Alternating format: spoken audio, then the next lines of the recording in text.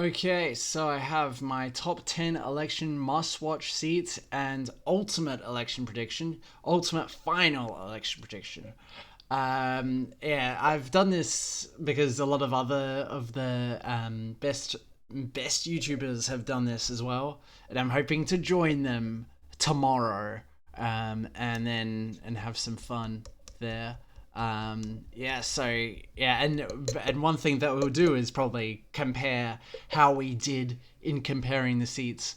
I think I have a pretty strong generic one where I think, but I'm going to show you it slightly towards the end. And I've got 10 ones where I'm 9 ones where I'm being a lot more creative and just having fun with the map, and then I find out with my final one. Um, Okay, number 10 is going to be Adelaide. Adelaide is quite strong for the Labour Party, but there is a independent that could run and do a lot of damage to their mission in that area. And so I'd say that it's pretty strong in there. This simulation has has a very large sort of independent vote and a very large Australia Family Party vote. The thing is with Australia Family Party is that they don't get recognized in the polls, even though I mean, because in the Legislative Council, I think they were polling like 0% or something, like 1% in the Legislative Council. But Family First polls at like 4%. So if you total their votes, those sort of voters are going to be like 5 or 10%, 5 or like 6 or 7 maybe. Um, and so I think it's very possible that they could do actually quite well in the state election. Even though I don't think that they'll win any seats legitimately, but I made sure it was a rule to diverge myself from the rest of the pundits by making sure Schubert had the same position as Hammond.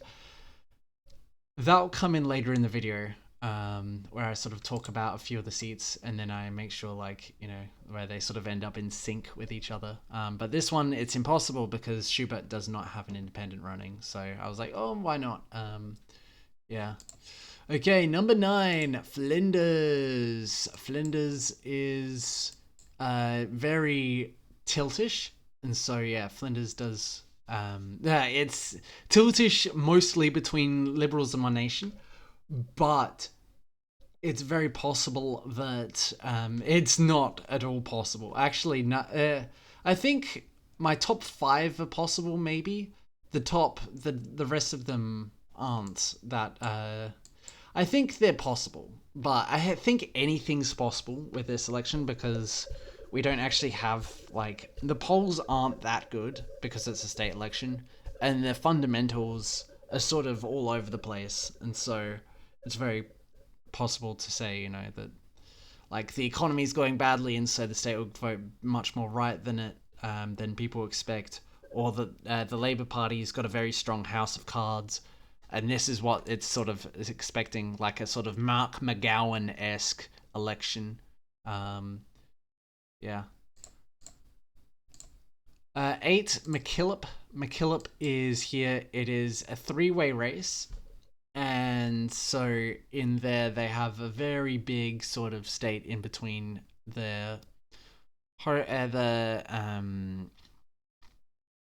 in that sort of very rural area, often quite neglected. So in this one, I actually originally had it so One Nation would have there, and then just sort of swap these two around. I think it's very possible that One Nation or the Liberals could win both.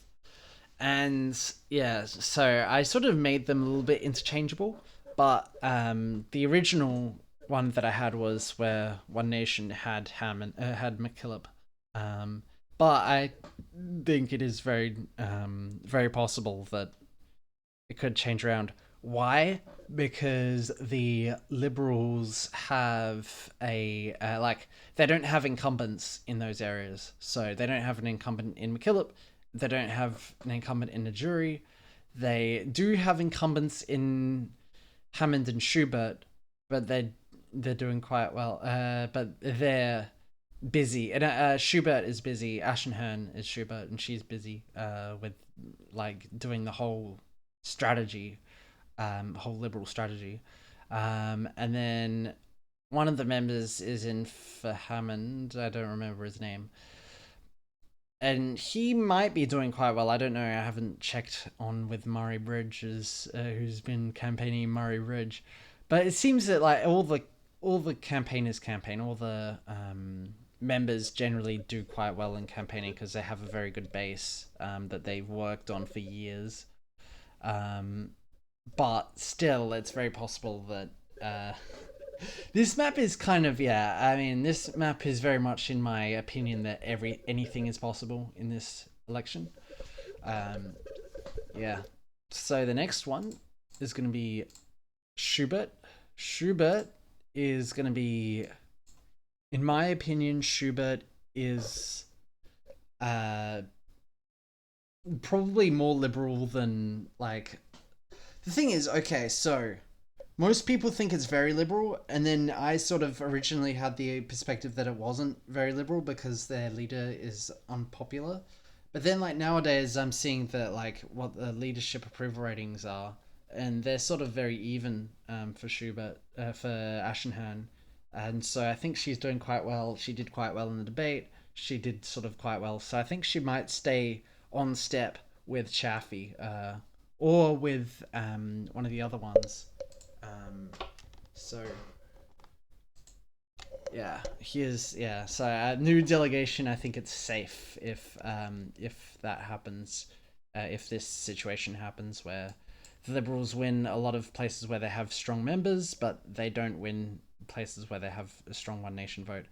And here, yeah, I think the strongest member of the Liberal Party, the one with the ads at least, with the ad money, was was Hyson, but Colton was what this one was. Thing is, with having seats with simulate with situations, is that I talk about the situation and the seat during this one. So okay, so Colton is likely to go to Labour, but I think it's a very strong sort of demographic trend of like what happens if somebody like it could definitely go to someone else. And so like a lot of final predictions, like Anglo's final prediction had Colton going to Labour by a small amount, but Bragg was going to Labour by a decent amount, like was going to flipped a lot to Labour, which I think that if like they both have Liberal members now, but I think if like the Liberal members are strong, then they're strong, and if they're weak, they're weak. So it seems that Narunga Narunga is gonna be is here. It's being run by two incumbents. You have Tony Bacola, which is in the House, but he changed seats to run against Penny Pratt, is also one of the people in Narunga. And so thus Narunga is going to be quite strong as a bipartisan district, but it can also be won over by One Nation, who is fielding a mayor, um, Patton. So they all start with the letter P. That's nice. And yeah, they're running quite well in Narunga. Um, and so it seems to be a race of members there that they're like a more specific race of members rather than like a lot of seats which seem to be a race of parties like these next four. Najuri, again, I'd probably say that that's actually in the grey area between a race of members and a race of parties. And of course in this one I had it that the race of parties ended up winning, and there's and of course I made all the independent seats a lot more swingish, and so yeah, a bit more harder for the independents to win. And then One Nation was able to get a few strong safe seats. Of course, Najuri went to Labour and safe it went to One Nation safe in this one. Chaffee went to Liberals safe, and then yeah, there's a few that aren't. The jury. Hammond is third place, and in this one, I sort of did a minimal version of my 10th place prediction, um, where the independents do quite well in blocking One Nation from winning two party preferreds against One Nation as well, and so a lot of them.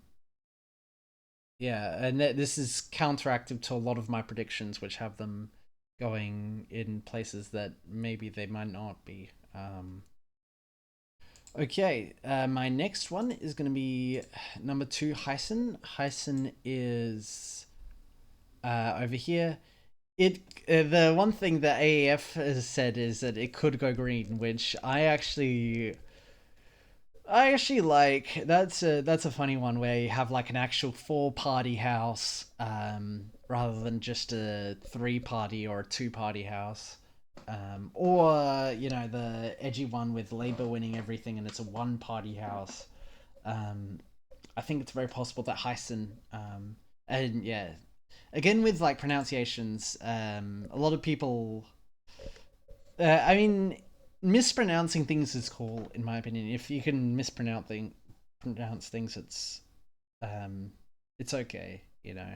It's better to try and fail than to fail to try. That's my opinion with mispronunciation. It's a very controversial opinion, let me tell you. Um,